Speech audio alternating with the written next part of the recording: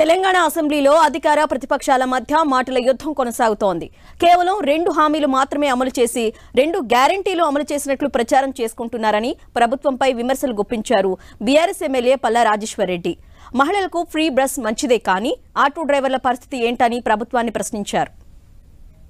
భారతదేశంలో ఎక్కడ చూసినా కూడా మొత్తం కూడా ఇలా 2 హామీల అమలు అని చెప్తున్నారు.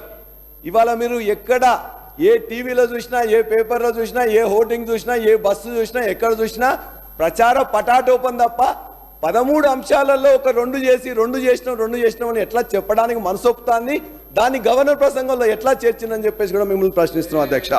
ఇవాళ మేము అడిగేది అధ్యక్ష, ఇవాళ మహిళలకు బస్సులు ఇచ్చారు, బ్రహ్మాండంగా ఉన్నది, కానీ అక్కడ మొత్తం కూడా ఇబ్బందులు పడుతున్నారు.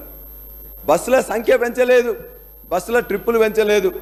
ఇవాళ వాటి ఇంకా చాలా చోట్ల కూడా ఇలా తగ్గిన సమస్య ఉన్నది.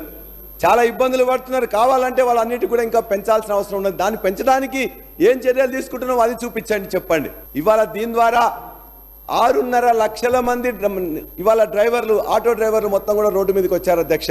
ఇవాళ వాళ్ళందరికీ కూడా 6.5 లక్షల మందిలో అనేక మంది, కొంతమందికి మాత్రమే సొంత వాహనాలు, సొంత ఆటోలు ఉన్నాయి, కొంతమంది రుణం తీసుకున్నారు, కొంతమంది ఇవాళ డైరెక్ట్గా వాళ్ళందరూ కూడా రోజుకి 300 రూపాయలు ఖర్చు పెట్టి వాళ్ళందరూ కూడా కిరాయి తీసుకుంటారు అధ్యక్ష.